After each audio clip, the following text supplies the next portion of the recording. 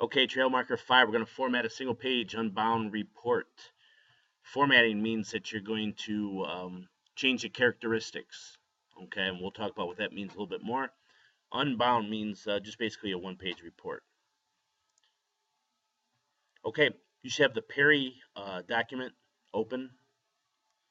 And the first thing we're going to do is we're going to set a 2-inch top, 1-inch left, right, and bottom margins. So I'm going to go down to under the page layout tab, margins, custom margins. So 2-inch top, 1-inch left, right, and bottom margin. Okay. All right. I'm going to select the report's main heading.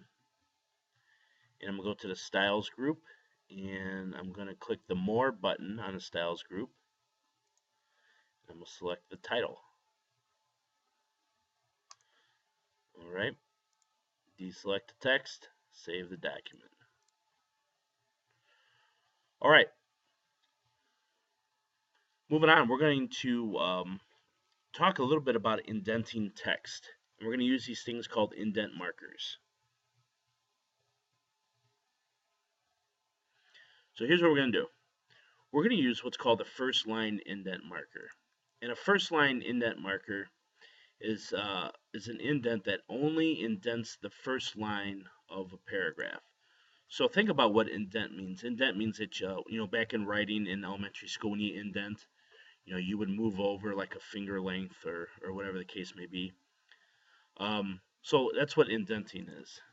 So that's basically an indent. Okay. There's 4 of them. We're going to use the first line indent marker. There's also a left indent marker, which exactly what it sounds like, and a right indent marker. And then there's something called a hanging indent marker, and I'll show you what a hanging indent marker does.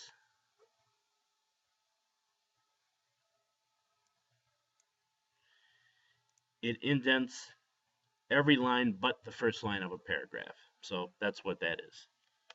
Okay. But we're going to use a first line indent. So I'm going to select all of the paragraphs below the main heading. I did that with Control, Shift, and End. And I'm going to drag the first line indent marker over to the 0.5 inch mark. So that's this. So here's 1 inch, halfway is 0.5. So I'm looking for the first line indent marker, and it's on the very top. I'm going to drag it over, and there you go. Simple as that. Deselect the text, save the document. That's what it should look like.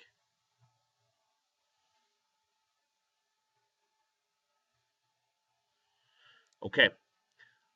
Last thing. Go down to the very end of the document, hit enter twice. Go ahead and insert today's date,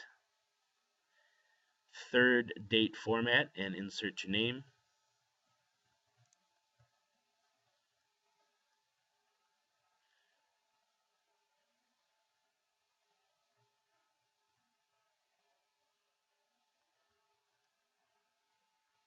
One thing we need to make sure that we do is go to Review tab and check your spelling and your grammar. There we go. Now save it. Insert the date, the third date format. Insert your name. Print it to 106.